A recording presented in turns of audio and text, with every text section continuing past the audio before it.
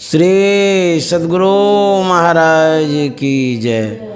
बंदाओ गुरुपद कंज कृपा सिंधु नर रूप हरि महामोहतम पुंज जासु वचन रवि कर निकर। श्री सद्गुरु महाराज की जय। परमाराध्य सद्गुरु महाराज गुरुदेव महर्षि संत सेवी परमहंस जी महाराज आसनसोल पश्चिम बंगाल के विशेष सत्संग प्रेमी महानुभावों माता एवं बहनों, आज हम अपराह्नकालीन सत्संग में उपस्थित हैं। वो भी आज साप्ताहिक सत्संग है। रविवार का विशेष सत्संग आज उपस्थित हुआ है। आदरणीय सुनील बाबू के आवास पर हम लोग सत्संग कर रहे हैं और गुरु भक्ति ने श्रीमती आनंदमयी के घर पर सत्संग हो रहा है। तो यह समय बड़ा सौभाग्य से उपस्थित होता है। जब तक सद्गुरु की कृपा न हो, जब तक परमात्मा की कृपा न हो, तब तक यह शुभ अवसर उपस्थित नहीं हो पाता है। बहुत जन्मों का जब पुण्य उदय होता है, उसके बाद जीव को सत्संग का अवसर मिलता है। अन्यथा परमात्मा की बड़ी कृपा से मनुष्य का शरीर तो मिलता है, लेकिन मनुष्य शरीर में आकर के भी आवागमन में पड़ जाते हैं, दुख भोगते हैं।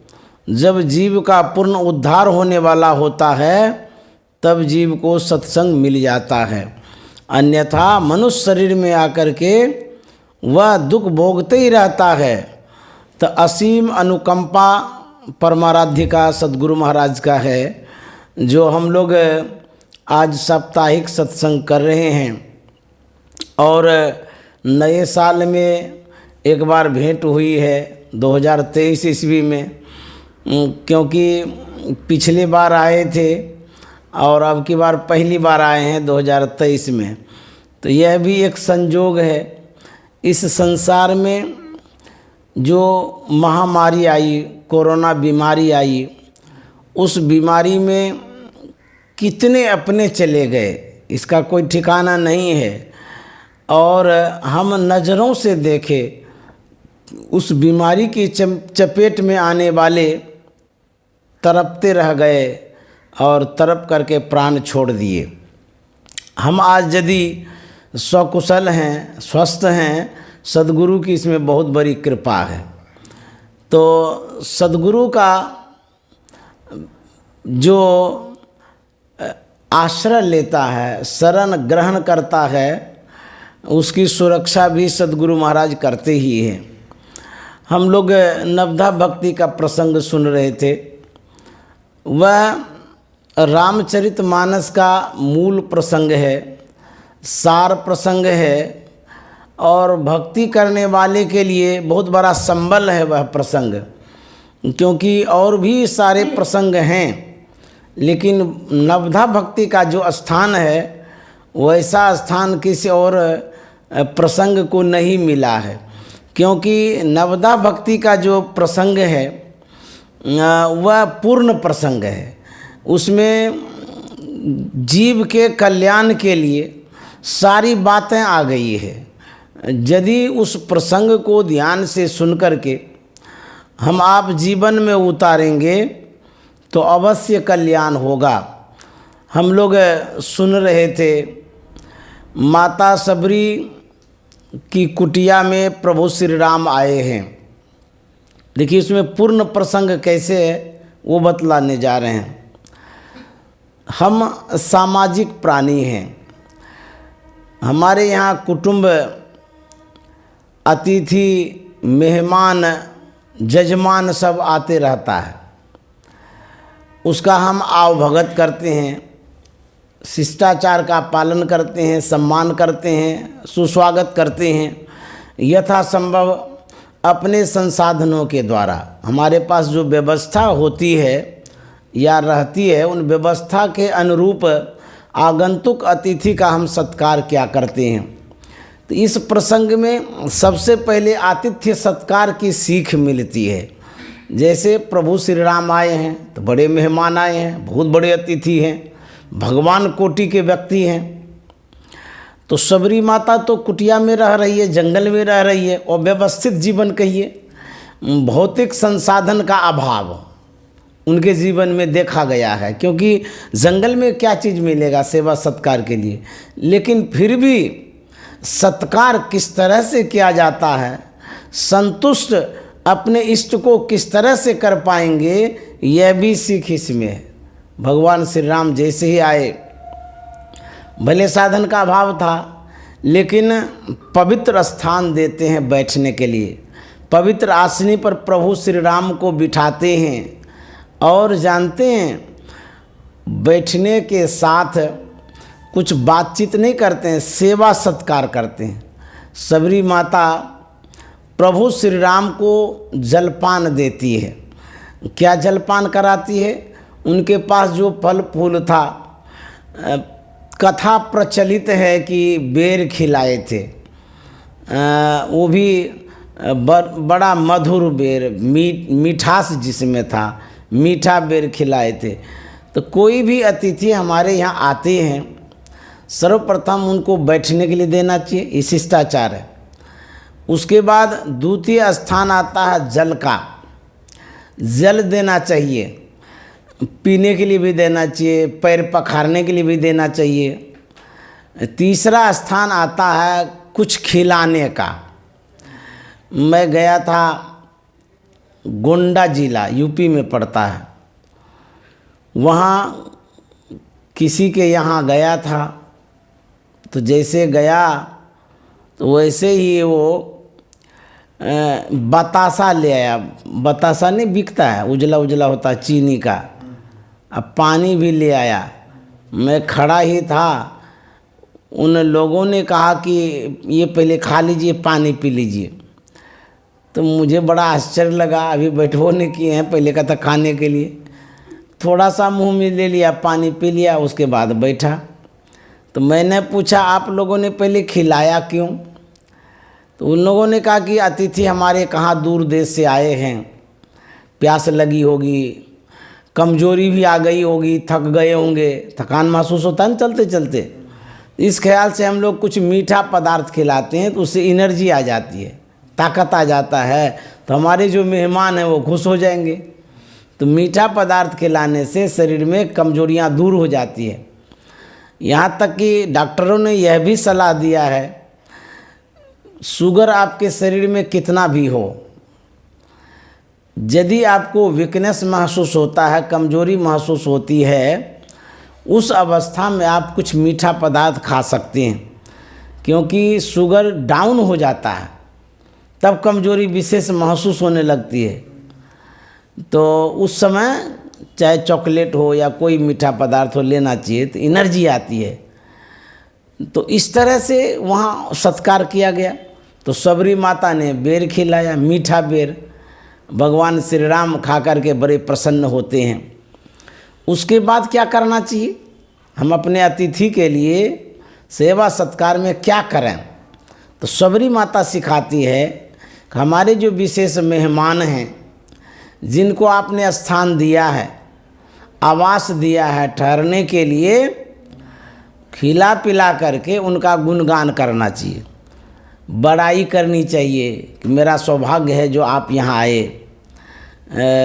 अतिथि को देवता भी कहा गया, अतिथि देवो भव। अतिथि देवता के समान होता, कोई भी हो, बिना बताए जरूर वो आए हैं, लेकिन आपके आवास पर यदि आए हैं, आपके मेहमान हैं, विशेष अतिथि हैं, तो बड़ाई इसलिए करनी चाहिए कि सौभाग्य आपका है जो आपके यहाँ वो पधारे हैं। बिरले कोई आते जाते हैं। तो सबरी माता गुणगान करती है।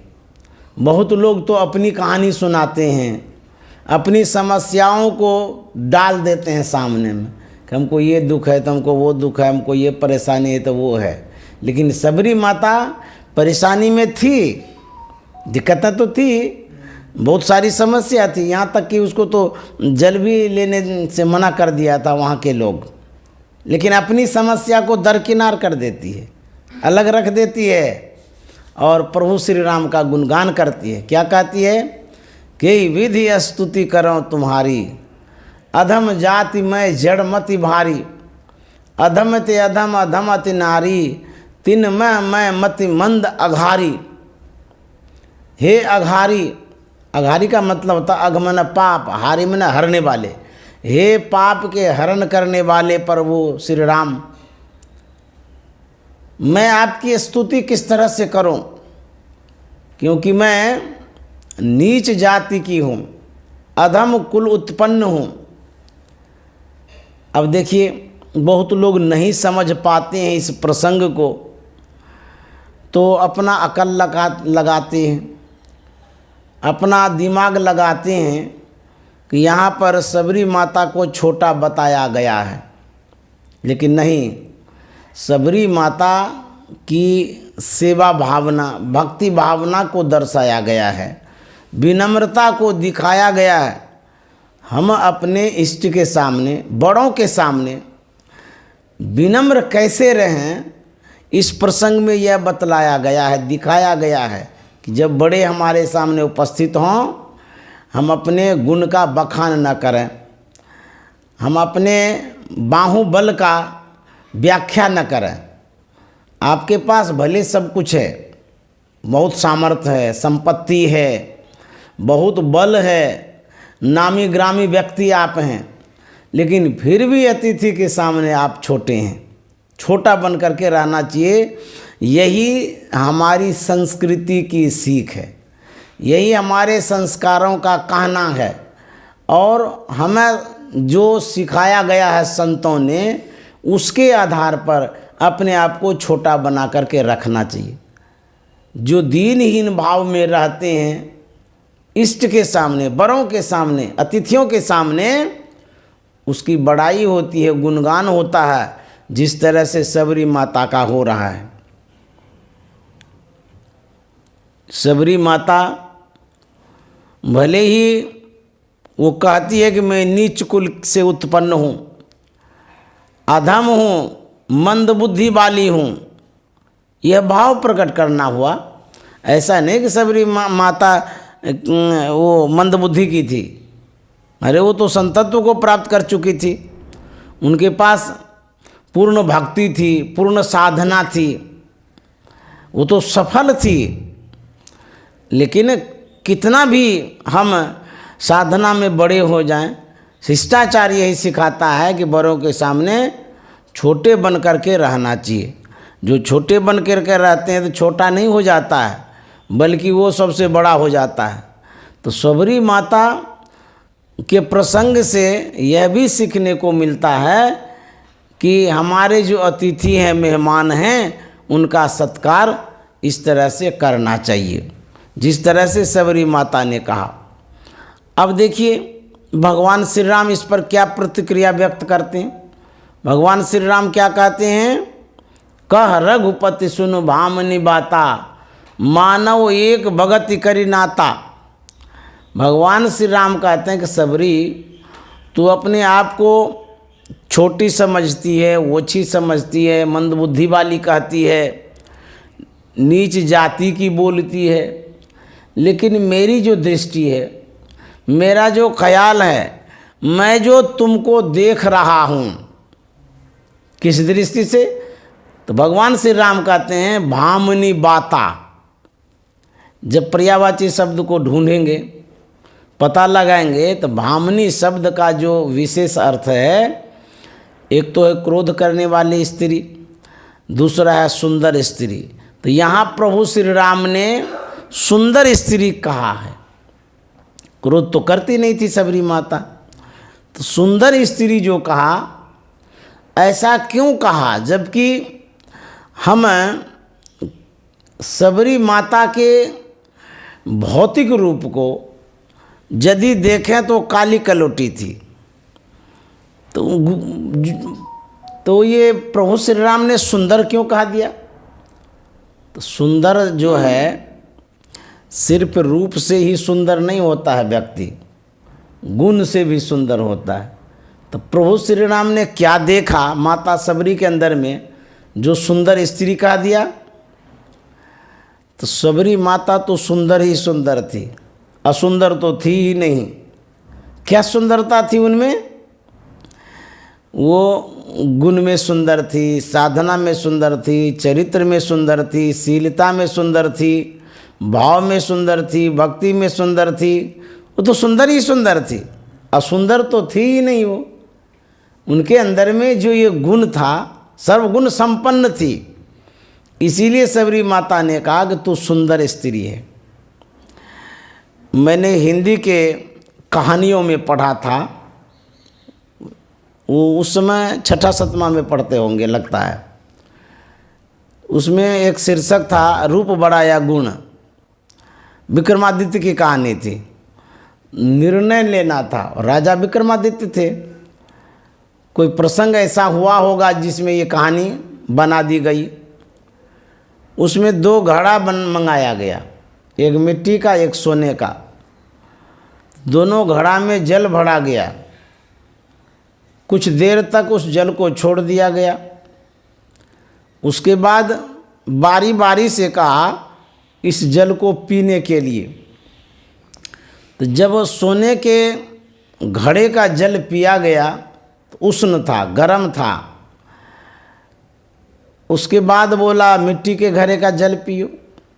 तो मिट्टी के घड़े का जल पिया गया तो शीतल था, ठंडा था और बड़ा अच्छा लगा पीने में। तो वहाँ पर निर्णय दिया गया कि रूप बड़ा नहीं होता, गुण बड़ा होता है। सोने की सुराही है, सोने का घड़ा है, कीमती भी है, सुंदर भी है, चमकता रहता है। सोने का घड़ा तो चमकेगा ही चमकेगा मिट्टी की अपेक्षा। इतना सुंदर बेशकीमती घड़ा, लेकिन उसमें शीतलता का गुण नहीं है। मिट्टी के घड़े में जो गुण है शीतल करने का, वो सोने के घड़े में नहीं है। उसमें पानी गर्म हो जाता है जल्दी से जल्दी। मिट्टी का घड़ा सुंदर नहीं है, देखने में मटमैला जैसा है, अच्छा नहीं लगता है सोने की अपेक्षा। तो वहाँ पर यही कहा गया कि मिट्टी के घड़े में यह गुण है कि पानी को ठंडा कर देता है। तो मानव के लिए ठंडा पानी अच्छा होता है ना, शुद्ध भी शीतल भी। और मिट्टी के घड़े में पानी को शुद्ध करने की भी क्षमता होती है, गुण होता है। तो पुराने ज़माने के लोग मिट्टी के घड़े में जल रखा करते थे। अभी के ज़माने के लोग विविध बर्तनों में रखा करते हैं, चाहे वो प्लास्टिक का हो, स्टील का हो, एल्युमिनियम का हो या तांबे का बर्तन हो, विविध बर्तनों में रखा करते हैं। लेकिन उस समय प्राचीन काल में मिट्टी के बर्तन में रखते थे, बहुत देर तक पानी रखते थे, खराब नहीं होता था और वह शुद्ध भी होता था, स्वास्थ्य वर्धक भी होता था। तो यहाँ पर निर्णय दिया गया कि रूप बड़ा नहीं होता, गुण बड़ा होता है। इसलिए गुण की पूजा होती है। रूप परिवर्तनशील है, बनता है, बिगड़ता रहता है, लेकिन यदि आपके अंदर में एक बार गुण आ जाता है वो बदलता नहीं है, गुण टिकता है। आज आप सुंदर लगते हैं देखने में, जब बुढ़ापा आ जाएगी गाल चुटक जाएगा, दांत झड़ जाएगा, ये जो सुंदरता है ये असुंदरता में बदल जाएगी। तो यह शरीर की जो बनावट है, ऊपरी भाग जो है परिवर्तनशील है, लेकिन गुणशील, शालीनता, साधना और अनुभव का जो गुण होता है किसी व्यक्ति में, वो उनके साथ ही रहता है, मरने के बाद भी रहता है, वो बदलता नहीं है, शरीर बदल जाता है। तो प्रभु श्री राम ने यही देख करके कहा था कि तू सुंदर स्त्री है। देखिए यह कितना अच्छा प्रसंग है, प्रभु श्री राम ने जो समझाया है, जो बताया है। और प्रभु श्री राम ने क्या कहा था? जाति पाति कुल धर्म बराई, धन बल परिजन गुण चतुराई, भगतहीन नर सोहै कैसा, बिनु जल बारिद देखिए जैसा। सबरी माता ने कहा था ना कि मैं छोटी जाति की हूँ। इस पर प्रभु श्री राम ने क्या कहा था कि अरे आप क्या बोलते हैं, हमारे जीवन की यदि बात कहें तो मैं जाति की बात नहीं मानता हूँ, जाति को विशेष नहीं मानता हूँ। कोई जाति में बड़े हों, परिवार में बड़े हों, संपत्ति में बड़े हों, बहुत नाम हुआ है किसी का, यदि उसमें भक्ति नहीं है उसे हमारी कोई दोस्ती भी नहीं है। तो भगवान श्री राम कहते हैं कि मुझे ये जो भक्ति करने वाले हैं अतिशय प्यारा है, बहुत स्नेह करता हूँ उनसे। तो हमारा और तुम्हारा अथवा किसी के अंदर में जो भक्ति है वही एक नाता है, अन्यथा कोई नाता नहीं है। भगति हीन नर सो है कैसा, बिनु जल बारिद देखिए जैसा। भक्ति से हीन कोई है, जिनके अंदर में भक्ति नहीं है, वो किस तरह से शोभता है। कहते हैं उसी तरह से शोभता जैसे बादल लगा हुआ हो आकाश में, मेघ उमड़ घुमर रहा हो, जल का एक कण भी नहीं गिरता हो, तो वह बादल शोभाहीन है जल के बिना।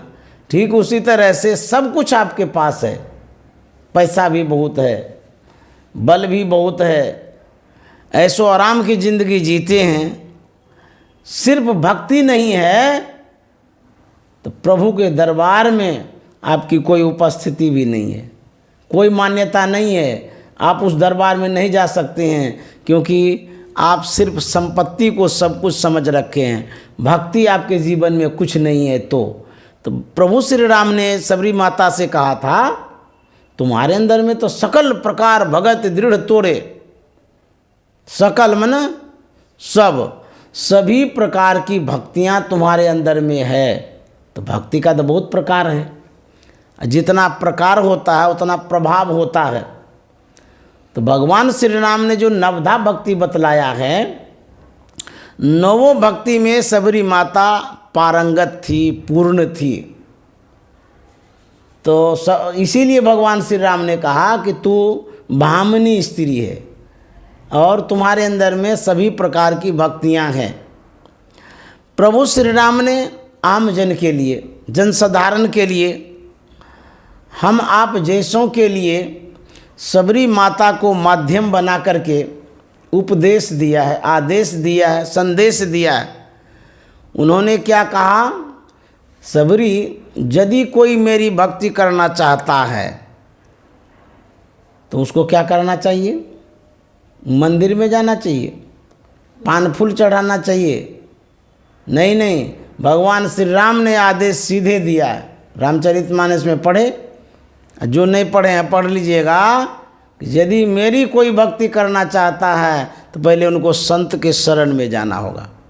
प्रथम भगति संतन कर संगा, दूसरी रति मम कथा प्रसंगा। भगवान श्री राम कह रहे हैं कि सबरी सबसे पहले संत के शरण में जाना होगा, उनकी भक्ति करनी होगी। जब तक संत की भक्ति नहीं करेंगे मेरी भक्ति नहीं कर सकते हैं। देखिए किस तरह से प्रभु श्री राम ने कहा है, अपने मुखारबिंद से कहा है। तो प्रभु श्री राम को तो कह देना चाहिए प्रथम भगति राम कर संगा, प्रथम भगति गणेश कर संगा, प्रथम भगति हनुमान कर संगा, प्रथम भगति दुर्गा कर संगा, कुछ भी कह देते। लेकिन यहाँ तो स्पष्ट कहें प्रथम भगति संतन कर संगा। तो संत कैसे होते हैं जो भगवान श्री राम ने संत के पास भेज दिया? पलटू साहब ने कहा है सबसे बड़े हैं संत दूसरा नाम है, तीजे 10 अवतार तिन्हें प्रणाम है, ब्रह्मा विष्णु महेश सकल अवतार है, अरे हारे पलटू सबके ऊपर संत मुकुट सरदार है। पलटू साहब ने कहा है सबसे बड़े संत होते हैं भगवान से भी बढ़ करके। आदरणीय सुनील बाबू ने अभी जो सुनाया, प्रथम देव गुरुदेव जगत में और न दूजो देवा, गुरु पूजे सब देव न पूजे, गुरु पूजा सब पूजा। ये भी यही साबित करता है कि सबसे प्रथम देव गुरुदेव हैं। तो भगवान श्री राम भी यही कहते हैं कि सबसे बड़े हैं संत। इसीलिए प्रथम भगति संतन कर संगा कहा। तो पलटू साहब कहते हैं संत इसलिए बड़े हैं, देवता 33 कोटि नज़र में सबको चिन्हा।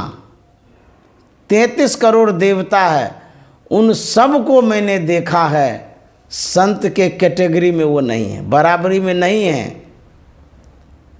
कैसे उन्होंने चुनाव किया? कहते हैं कि बड़ा होते पूजिए संतन किया विचार, संतन किया विचार ज्ञान का दीपक लिन्ना। ऐसे नहीं चुनाव कर लिए मौखिक रूप से या दिमाग लगा करके, ज्ञान का दीपक लेना, हाथ में दीपक लिए उजाला प्रकाश में चुनाव किए हैं। वो कैसा प्रकाश कहते? ज्ञान का दीपक लेना। तब कहते हैं देवता 33 कोटि नज़र में सबको चिन्हा। तो 33 करोड़ देवताओं में सबसे बड़े संत होते हैं। इसीलिए प्रभु श्री राम ने कहा संत के शरण में जाओ। प्रथम भगति संतन कर संगा, दूसरी रति मम कथा प्रसंगा।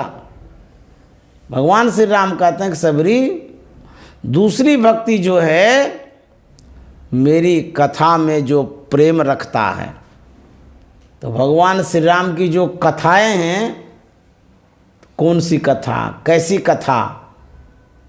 हरि अनंत, हरि कथा अनंता। किस कथा में मन लगाने के लिए कहा गया है? जिनके श्रवण समुद्र समाना, गोस्वामी जी ने लिखा है, कथा तुम्हारे सुभग सरिनाना, हो ही निरंतर भरहीन पूरे, तिनके हृदय बसों गिरे रूरे।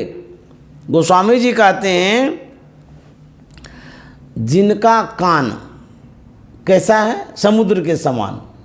समुद्र में नदी नाला गंगा गोदावरी का जल जाते ही रहता है, रोज अनवरत।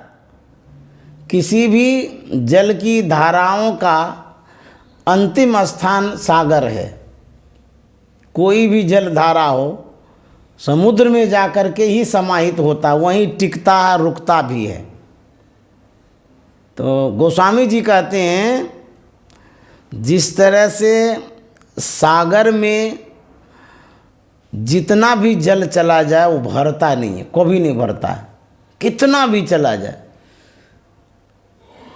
कहते हैं भरवे नहीं करेगा वो, उसमें इतनी गहराई है, इतनी जगह है, इतना स्पेस है, कितना भी पानी उसमें चला जाए वो भरता नहीं है।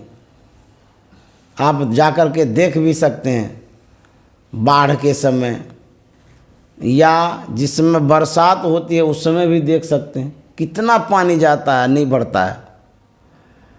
ठीक उसी तरह से गोस्वामी जी कहते हैं कि जो व्यक्ति भगवान की कथाओं को सुनने में कान को समुद्र जैसा बना लिया है, कथा हो रही है, सुनते जा रहे हैं, सुनते जा रहे हैं, कान नहीं भरता है, मन नहीं भरता है, उबते नहीं हैं, सुनते जा रहे हैं, तो ऐसे जो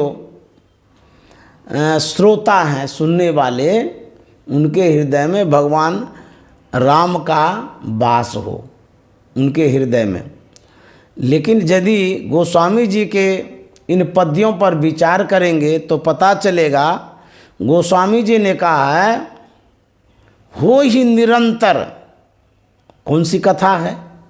निरंतर का मतलब होता अनवरत, कंटिन्यू, विराम नहीं, रुकावट नहीं, स्थिरता नहीं है, उसमें चलते जा रहा है। जैसे तेल धारा, तेल गिराते रहते हैं तो अटूट धारा है वो, जल धारा। उसी तरह से कथा ऐसी हो रही है निरंतर, हो ही निरंतर,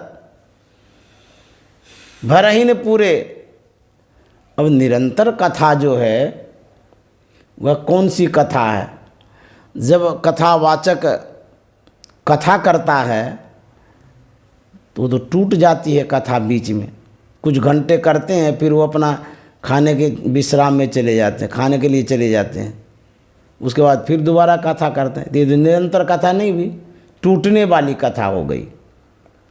अटूट कथा तो हुई नहीं। तो कौन सी कथा है? जिन कथाओं को सुनने से प्रभु श्री राम हमारे हृदय में वास करेंगे। जब हनुमान जी भगवान श्री राम के करीब गए, जिज्ञासा किए, भगवान आपका दर्शन कैसे हो, आपसे कैसे मिलें? क्या बहुत सारे कथाओं को पढ़ने से आप मिलेंगे? धर्म ग्रंथों को पढ़ने से आप मिलेंगे? कोई भी कहेगा जब भगवान श्री राम सामने में ही है तो फिर ये प्रश्न कैसा है, क्वेश्चन कैसा है, कैसी जिज्ञासा? लेकिन हनुमान जी जो पूछ रहे हैं आपका दर्शन कैसे होगा, तो आप कहने का मतलब असूल शरीर नहीं, आत्मस्वरूप में जो स्थित हैं उस प्रभु श्री राम के दर्शन के विषय में कहते हैं। किस तरह से आपका दर्शन होगा? भगवान श्री राम ने क्या जवाब दिया था? उन्होंने कहा था बहुशास्त्र कथा कंथारो मंथन वृथैव किम अन्वेष्टव्यम प्रयत्नेन मारुति ज्योतिरांतरम। हे हनुमान, बहुत से शास्त्रों की कथाओं को मथने से क्या फल, अंतर की ज्योति की खोज करो। अब देखिए, विचार करिए भगवान श्री राम क्या जवाब देते हैं। ये मुक्तिकोपनिषद में है, सत्संग योग में पढ़ लीजिएगा। ये जो श्लोक सुना है सत्संग योग में है। भगवान श्री राम कहते हैं हनुमान जी, जो कोई मेरा दर्शन करना चाहता है, बहुत से शास्त्री की कथाओं को मथने से हम दर्शन नहीं दे सकते हैं, हमारा दर्शन नहीं हो सकता है।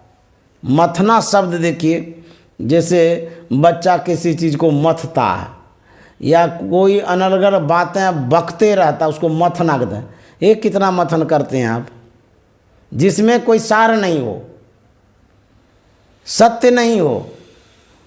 प्रभु श्री राम कहते हैं कि कथाओं को कोई यदि मथते रहे, बार बार कहते रहे, सुनाते रहे, सुनते रहे, उन कथाओं को मथने से हम नहीं मिलेंगे। तो जो कथावाचक हैं वो तो बहुत कथाओं का गुणगान करते हैं, करना भी चाहिए, बड़ाई भी करते हैं, महत्व बताते हैं, बताना भी चाहिए। लेकिन इन्हीं कथाओं में यदि हम जीवन पर्यंत लगे रहेंगे तो भगवान का दर्शन होगा? तो भगवान श्री राम ही तो कहते हैं कभी नहीं होगा। बहुत शास्त्र कथा कंतारो मंथन वृथैव किम, किस लिए तुम मथन करते हो कथाओं को? तब क्या करना चाहिए? अन्वेष्टव्यम प्रयत्नेन। अन्वेष्टव्यम का मतलब होता है खोज करिए। कैसे खोज? प्रयत्न पूर्वक खोज करिए। तो किसकी खोज करेंगे? कथा की खोज करेंगे या कथावाचक की खोज करेंगे? यहाँ जहाँ पंडाल में कथा हो रही उसकी खोज करेंगे? नहीं, भगवान श्री राम कहते हैं अन्वेष्टव्यम प्रयत्नेन, खोज करिए प्रयत्न पूर्वक। क्या? मारुते ज्योतिरांतरम। हे हनुमान, अंतर में जो ज्योति है उसकी खोज करिए। देखिए, अंतर में ज्योति है, शब्द भी है।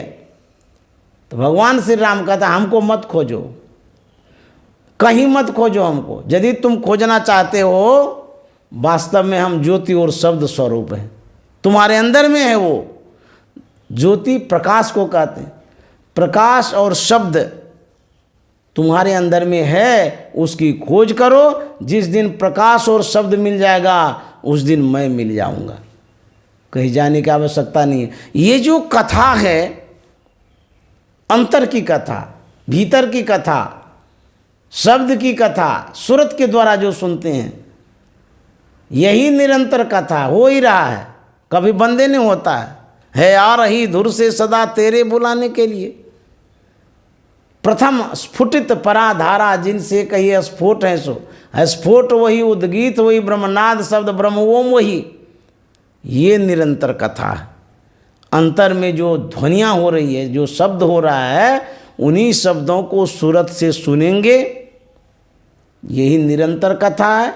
इसी निरंतर कथा से प्रभु श्री राम मिलेंगे, भगवान मिलेंगे और आपका कल्याण होगा। अन्यथा बाह्य कथाओं में आप जीवन पर्यंत लगे रहेंगे,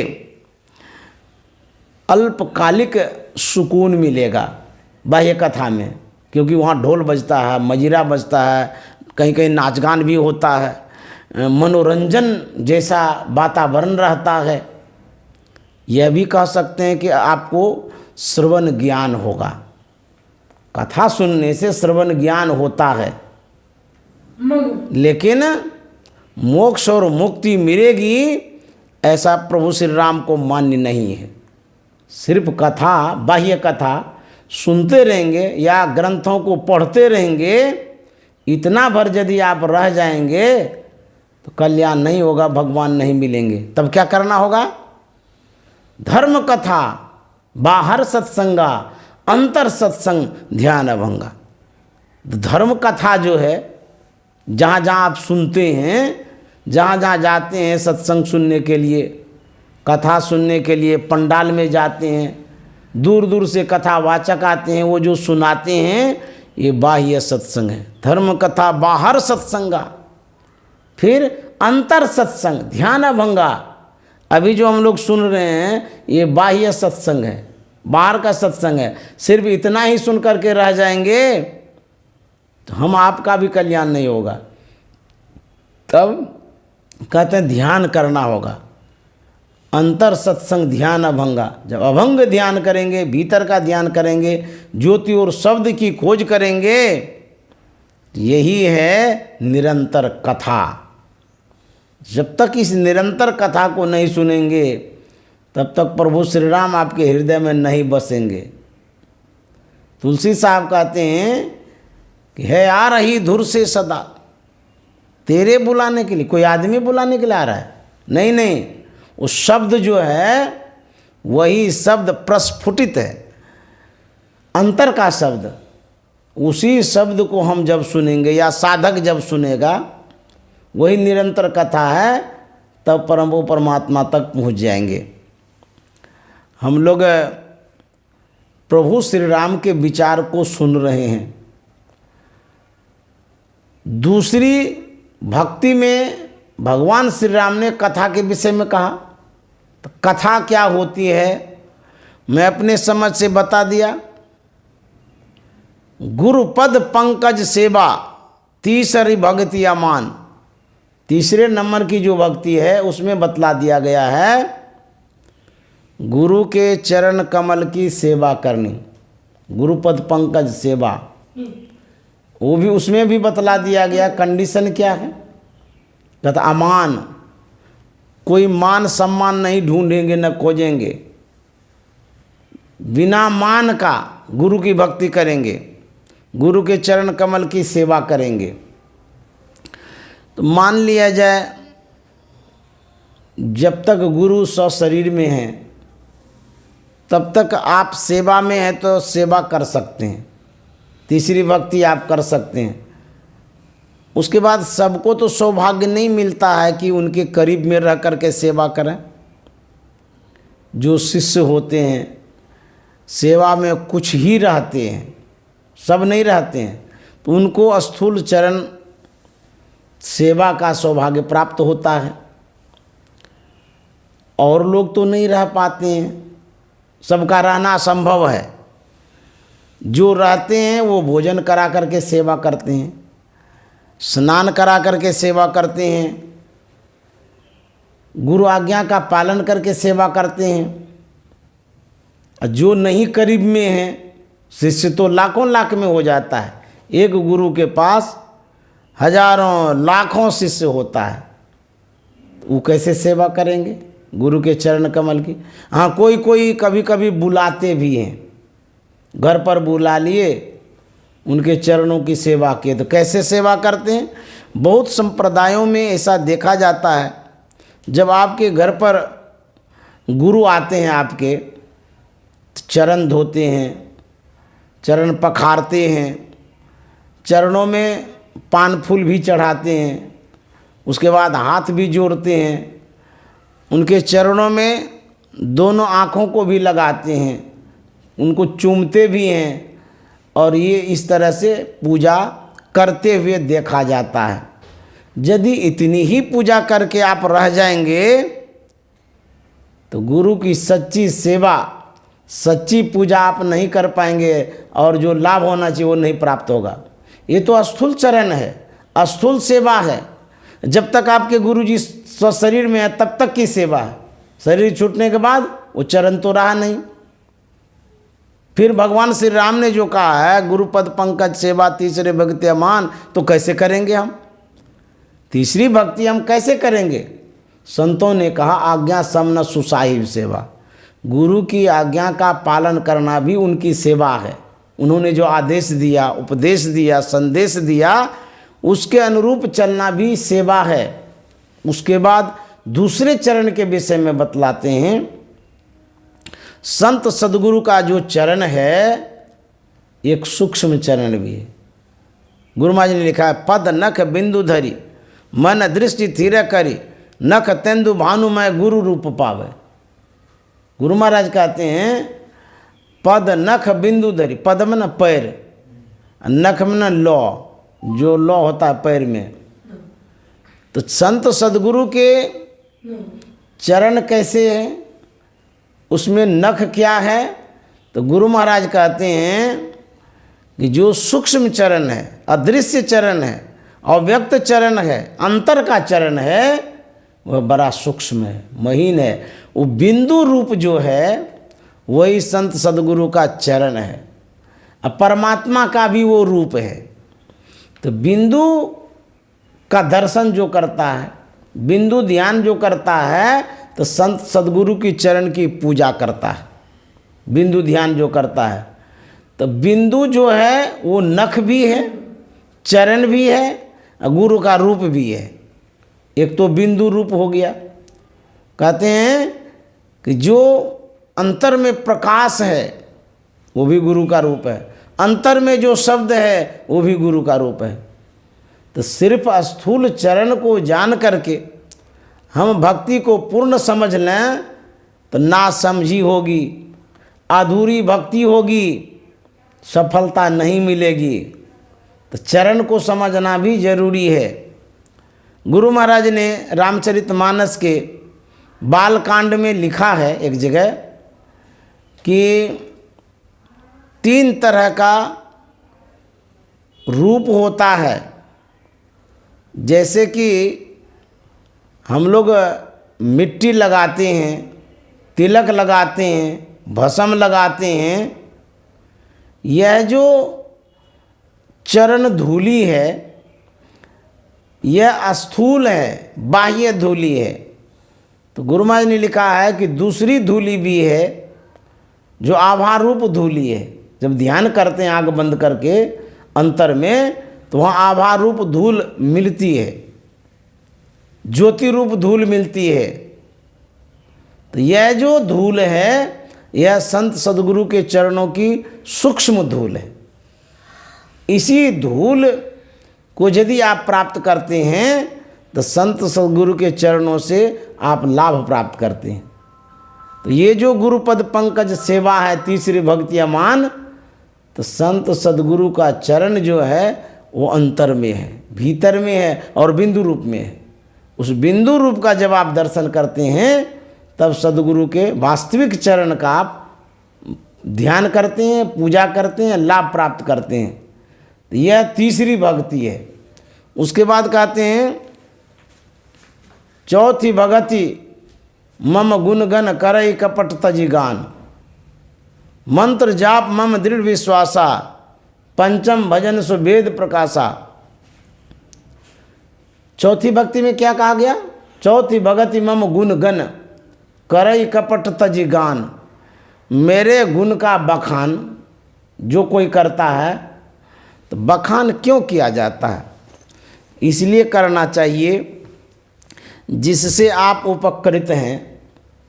किसी तरह का उपकार यदि आपको हुआ है आपके जीवन में, तो आप उनकी बड़ाई करके, गुणगान करके उस ऋण से उऋण हो सकते हैं।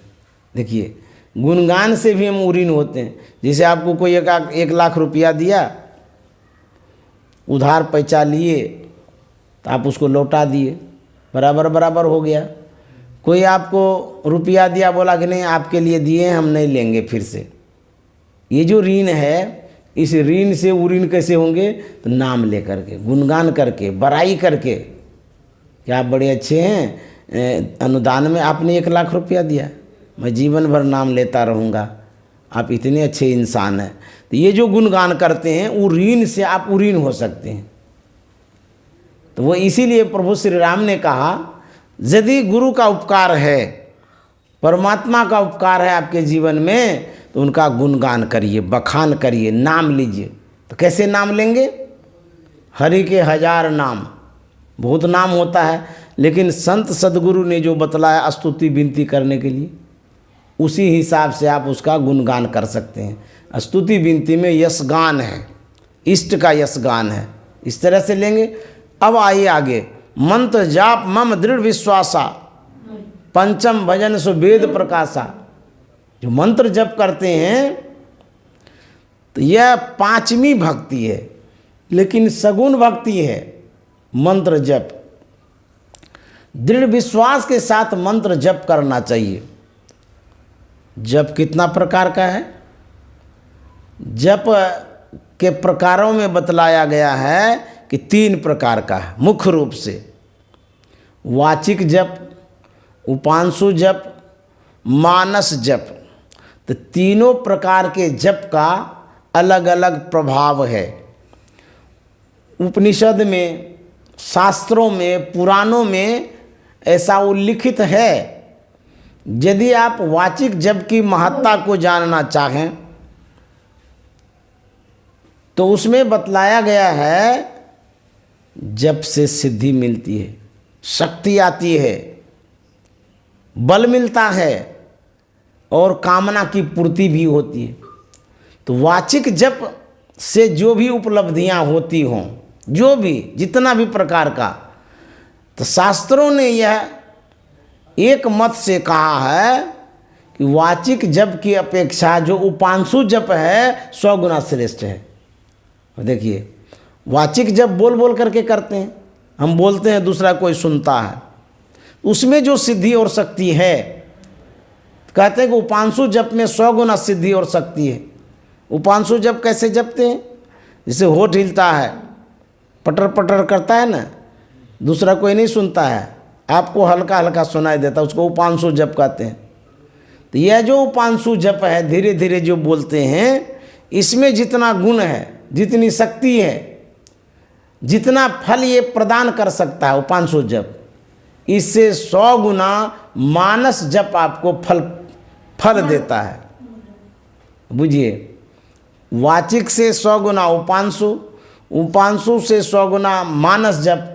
जिस जप को गुरु महाराज ने प्रसारित किया, जिस जप को हम लोग जपते हैं, अति पावन गुरु मंत्र मन ही मन जाप जपो, उपकारी गुरु रूप को मानस ध्यान थपो। यह जो जप है सबसे श्रेष्ठ है। इस तरह से जब हम जप करते हैं, ये 5वीं भक्ति के अंतर्गत आता है, जो मंत्र जप बतलाया गया है। तो यह सगुण भक्ति है। यहाँ से मंत्र जप से आप भक्ति प्रारंभ करते हैं। उसके बाद आगे की जो क्रिया है, छठदम शील विरति बहुकर्मा निरत निरंतर सज्जन धर्मा, ये मूल साधना है, सार साधना है। आज्ञा चक्र की साधना दृष्टियोग के द्वारा करते हैं। यहाँ पर क्या करते हैं? यहाँ जप नहीं होता है। जो जप की प्रक्रिया थी मानस जप तक में, उसको हम छोड़ देते हैं। बहुत व्यक्ति कंफ्यूज हो जाते हैं, सशंकित हो जाते हैं, भ्रमित हो जाते हैं कि क्या करें। बहुत लोग जप भी करता है, दृष्टियोग भी करना चाहता है, लेकिन दोनों एक साथ नहीं होता है, भूल भुलैये में पड़ा रहता है। जब आप दृष्टियोग की क्रिया करते हैं, यहाँ जप की आवश्यकता नहीं है। यदि यहाँ पर भी आप जप करते हैं, इसका मतलब है कि जप सही ढंग से आप नहीं कर पाए हैं, इसीलिए यहाँ बार बार मन आपका जाता है। यदि जप को सिद्ध कर लेते हैं तो फिर दृष्टियोग की क्रिया करने में आसान भी होता है, सरल सुगम भी होता है। और जबकि यहाँ आवश्यकता नहीं है, तो यहाँ क्या करेंगे? जो गुरु निर्देशित बात है, गुरु ने जो बतलाया है, अपनी दृष्टिधारों को जोड़ने के लिए, मिलाने के लिए, केंद्रित करने के लिए उसी तरह से यहाँ देखेंगे। शास्त्रों में भी दृष्टियों की बहुत सारी चर्चाएं हैं, बहुत तरह से विधि विधान है, गीता में भी हम लोग पढ़ते हैं, लेकिन हमारे गुरु महाराज ने जो बतलाया है दृष्टि योग करने के लिए वो सही है। उसी तरह से दृष्टि योग की क्रिया करनी चाहिए। एक बार एक आईजी साहब कुप्पा घाट आए, गुरुदेव महर्षि संत सेवी जी महाराज से बातचीत कर रहे थे, तो वो अंत साधना के विषय में जिज्ञासा रखे थे कि जो गीता में ध्यान करने के लिए बतला दिया गया है, किसी भी दिशाओं को नहीं देखते हुए देखना, जब किसी दिशा को नहीं देखेंगे तो फिर देखेंगे क्या। तो गुरुदेव महर्षि संत सेवी जी महाराज ने कहा है दिशाएं 10 होती हैं। दिशाओं को यदि आप जानना चाहें, पूर्व, पश्चिम, उत्तर, दक्षिण, 4 हो गया, चारों कोण, 4 4 8 हो गया है, ऊपर नीचे 10 दिशा है ना। तो कहते हैं 10 दिशाओं में किसी दिशा को नहीं देखते हुए देखना है। तो आईजी साहब ने कहा था कैसे देखेंगे फिर, जब नहीं देखना 10 दिशा है। तो बोली एक दिशा और होती है जिस दिशा का ज्ञान सर्वसाधारण को नहीं है। तो आईजी साहब ने पूछा था कि वो कौन सी दिशा है। बोले कि वो एकादश दिशा है, 11वां दिशा है, अंतर की दिशा है, वो 3 अवस्थाओं से ऊपर की दिशा है, आज्ञा चक्र की वो दिशा है। वहाँ ये 10 दिशाएं नहीं है। अर्थात जब हम बिंदु ध्यान करते हैं वहाँ कोई दिशा नहीं है। दृष्टियों की जब क्रिया करते हैं वहाँ गुरु का सहारा, इशारा अवश्य चाहिए, संकेत। यदि अपने मन से करेंगे तो फिर दृष्टि की एकाग्रता नहीं आएगी, ध्यान ठीक से नहीं बनेगा। तो इसलिए दृष्टि योग समझना बहुत ज़रूरी है। समझ बूझ करके करेंगे तो होगा। तो जो एकादश दिशा है वो आज्ञा चक्र में है, बिंदु ध्यान में है। वहाँ जब आप जाएंगे तो वहाँ कोई दिशा भी नहीं है, आगे की वो दिशा है। तो इस तरह से हम जब दृष्टियों की क्रिया करते हैं तो ये छठी भक्ति है। और कहते हैं इससे होता क्या है, फल क्या प्राप्त होता है। छठदम शील विरति बहुकर्मा, निरत निरंतर सज्जन धर्मा, दमशीलता की प्राप्ति होती है। इंद्रियों का हम दमन कर पाते हैं।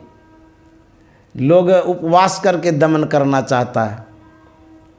कोई कोई कहते हैं कि मेरा मन ही नहीं लगता है, मन भटकते रहता है, भागते रहता है।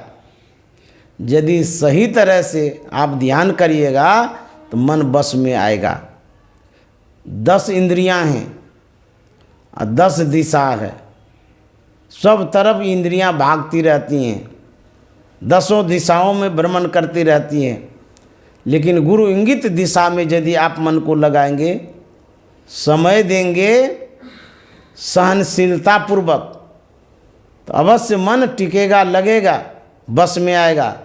तो छठी भक्ति जो है इंद्रियों को बस करने के लिए। यदि आप जीवन भर मानस जपे करते रहेंगे, जप करते करते समय बिता देंगे, दृष्टि योग करेंगे ही नहीं, तो इंद्रियों पर काबू कैसे प्राप्त करेंगे।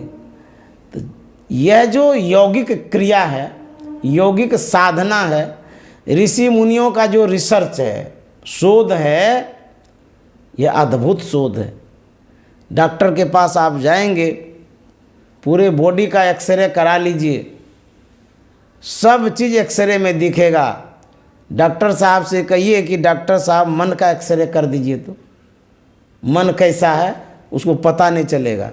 लेकिन संत महात्मा जानते हैं मन के विषय। मन की जाने सभी गुरु कहाँ छिपावे अंध। तो मन के विषय में संत जानते, इसलिए जानते हैं वो दृष्टि योग करके इंद्रियों का दमन किए हैं। विरति बहुकर्मा, बहुत से कर्मों से विरत रहना, अलग रहना, तब छठी भक्ति होगी। निरत निरंतर सज्जन धर्मा, कहते हैं प्रत्येक दिन सज्जनों का संग करना चाहिए, सत्संग करना चाहिए, साधु संग करना चाहिए। तब जा कर के आप छठी भक्ति कर सकते हैं, इंद्रियों पर काबू कर सकते हैं। यदि आप बराबर सत्संग नहीं करेंगे, छोड़ देंगे, तो साधना में बल नहीं मिलेगा, साधना में आप सबल नहीं हो सकेंगे, साधना की ओर मन को जोर नहीं पाएंगे, मन बिखर जाएगा संसार की तरफ, मन लगबे नहीं करेगा ध्यान करने में। तो निरंतर लगे रहने के लिए कहे हैं, सत्संग में भी, साधना में भी, तब जा कर के आपकी जितनी इंद्रियां हैं वो काबू में आएंगी। लोग सत्संग करते हैं फिर छोड़ देते हैं, संसार के कामों में लटके रहते हैं, अटके रहते हैं, कहते मन नहीं लगता है। तो मन कैसे लगेगा? आप मन को लगाने के लिए प्रयास ही नहीं करते हैं, एक क्षण के लिए ध्यान करते हैं और चट से उठ जाते हैं, इसमें मन लगेगा। उसके बाद सत्संग भी नहीं करते हैं, संत साहित्य का अध्ययन भी नहीं करते हैं, किताब से कोई दोस्ती नहीं है, खाली पैसे से दोस्ती है, कारोबार रोजगार से दोस्ती है, तो कैसे मन लगेगा? जो संत साहित्य है वह साधकों के लिए एक माध्यम है, एक संसाधन है, उसमें कुछ सुझाव है। संत महात्मा जो ध्यान करके अपने आप को उच्च गति को पहुँचाए हैं, उस तरह से उन्होंने लिखा है, कहा है। तो इसलिए साहित्य से भी दोस्ती होनी चाहिए, संपर्क बना करके रखिए, साधु महात्मा से भी संपर्क बना कर रखिए। बीच बीच में यदि सत्संग होते रहता है तो प्रेरणा मिलती है। इसीलिए गुरु महाराज भी ध्यान करते थे, सत्संग भी करते थे। तो बाह्य सत्संग भी जरूरी है, ध्यान वाला अंतर सत्संग भी जरूरी है। इस तरह से जब करेंगे तब क्या होगा? जो सातवीं भक्ति है, सातम सम मोहि मय जग देखा, मोते अधिक संत कर लेखा। प्रभु श्री राम फिर दोहरा रहे हैं इस बात को कि सबरी मुझसे भी बढ़कर के संत हैं। सातवीं भक्ति में कहते हैं सातम सम मोहि मय जग देखा, समता की प्राप्ति हो जाती है, सब में परमात्मा नजर आता है। तो कहते हैं कि सातम सम मोहि मय जग देखा, मोते अधिक संत कर लेखा। लेकिन मुझसे भी बढ़कर के संत होते हैं, ऐसा मानना चाहिए। प्रभु श्री राम दोबारा कह दिए कि संत हमसे बढ़कर के हैं। उसके बाद कहते हैं आठम जथा लाभ संतोषा, असपनों नहीं देखई परदोषा। साधकों के मन में संतोष होना बहुत जरूरी है। यदि साधक संतोषी न हो सफलता नहीं मिलेगी। आठवीं भक्ति में भगवान श्री राम कहते हैं कि संतोषी होना चाहिए। जो कुछ भी आपके पास है उसी में संतोष रखिए। यहाँ पर ऐसा नहीं कहा गया कि हाथ पर हाथ धर करके बैठे रहिए, मन में संतोष हो गया तो नहीं। जो स्वरोजगार है, जो पवित्र कमाई आप करते हैं उनको करिए, लेकिन उसमें हाय हाय नहीं होना चाहिए। अपने समयों को भौतिक संसाधन जुटाने में ही नहीं लगा देना चाहिए, बल्कि जितने से हमारा भरण पोषण हो जाए, अच्छे से रह लें, उतनी कमाई आवश्यक है। उसके बाद ध्यान करना चाहिए। ध्यान करना छोड़ करके यदि संपत्ति संग्रह करने में लगे रहेंगे तो आपके पास संतोष नहीं है, और संतोष नहीं है तो सिद्धि भी नहीं मिलेगी। आठम जथा लाभ संतोषा, सपनों नहीं देखई परदोषा। देखिए एक अच्छी बात प्रभु श्री राम कहते हैं, साधकों के अंदर में यह अवश्य लक्षण होना चाहिए कि दूसरे का दोष न देखें, दूसरे के अवगुण को न ढूंढें, दूसरे की बुराई न करें। ये नहीं कि जहाँ तहाँ जा कर के अवगुण ढूंढ ढूंढ करके कहने लगे वो फलाना तो ऐसा है, ढकाना ऐसा है, वैसा है। तो ये साधकों का लक्षण नहीं है। जी, जो इस तरह से दूसरे की बुराई ढूंढते हैं, दूसरे की बुराई करते हैं, उसमें साधना की कमी है। यह एक लक्षण प्रभु श्री राम बतलाते हैं। सच्चे साधक होंगे तो बुराई नहीं करेंगे, वास्तविकता को बताएंगे। और यदि बुराई करते हैं वो सच्चे साधक नहीं है, उसको सिद्धि नहीं मिल सकती है। इसीलिए प्रभु श्री राम कहते हैं आठम जथा लाभ संतोषा, और सपनों नहीं देखई परदोष। स्वप्न में भी परदोष दर्शन नहीं होना चाहिए, दूसरे के दोषों को नहीं देखना चाहिए। नवम सरल सब सन छलहीना। 9वीं भक्ति में प्रभु श्री राम कहते हैं छलहीना। प्रपंची नहीं होना चाहिए, झूठ सांच करने वाला। छल प्रपंच जिसके अंदर में रहता है वो सही भक्ति नहीं करते हैं, सही साधक नहीं है। तो प्रभु श्री राम कहते छलहीना मम भरोस ये हरस न दीना। प्रभु श्री राम कहते हैं मेरे ऊपर उनका भरोसा होना चाहिए। जो सुख दुख होता है प्रभु पर समर्पण कर करके साधना में लगे रहना चाहिए। यदि इस तरह से भरोसा रहेगा तो आपको सिद्धि और शक्ति मिलेगी। कहते हैं ही हर्ष न दीना। किसी भी स्थिति में न हर्ष रखिए न विषाद रखिए, कभी भी दुख मत मानिए मन में। संसार में सुख दुख आते रहता है, कष्ट आता है फिर चला जाता है। तो भगवान पर भरोसा रखिए, वो कष्ट भी दूर होगा जो आता है। तो प्रभु श्री राम कहते हैं हर्ष न दीना। खुशी भी मत होइए कि हमको बहुत कुछ मिल गया, ये भी साधक का लक्षण नहीं है। गंभीर रहता है साधक, स्थिर रहता है साधक, उबकता नहीं है कि हमारे पास बहुत कुछ हो गया, बहुत धन हो गया, बहुत पैसा हो गया है। इस तरह से उबक उबक करके नहीं बताता है। कहता कितना भी उपलब्धि हो जाए गमगीन रहता है, स्थिर रहता है, स्थिरता पूर्वक वो बातचीत करता रहता है। ये नहीं कि विजय मिल गई तो उछलने लगे, कूदने लगे, ढोल पीटने लगे दुनिया में। कहते ये साधक का लक्षण नहीं है। और यदि उनके अंदर में विपत्ति आ गई है, दुख आ गया है, तो घबराते भी नहीं हैं, मेरे ऊपर भरोसा रखता है। अर्थात जो आपके इष्ट हैं, गुरु हैं, परमात्मा हैं, उन पर भरोसा रखना चाहिए। इस तरह के साधक होते हैं। ये 9 प्रकार की भक्ति बतलाई गई है, प्रभु श्री राम ने माता सबरी को बताया है। हम लोगों को इससे सीख लेनी चाहिए, समझदारी होनी चाहिए हम लोगों को इस भक्ति से सीख करके। उसके बाद और भी भक्ति का बहुत महत्व है, व्याख्या है, बहुत बातें हैं। तो अब तो समयाभाव है, मैं यही वाणी में विराम देना चाहूँगा। और मैं पुनः आनंदमयी गुरु बहन को मैं साधुवाद धन्यवाद देता हूँ, जिन्होंने साप्ताहिक सत्संग को चुना, रखा और आज सत्संग किया। यह रविवार का सत्संग बड़ा अनमोल सत्संग होता है, अद्भुत सत्संग होता है। संत मत का एक पर्व है ये समझिए, रविवार वाला। तो इस दिन विशेष महत्व होता है, तो इन्होंने कराया। इनके स्वपरिवार को मैं साधुवाद धन्यवाद देता हूँ। और सब खुश रहें, आनंद से रहें। श्री सद्गुरु महाराज की जय।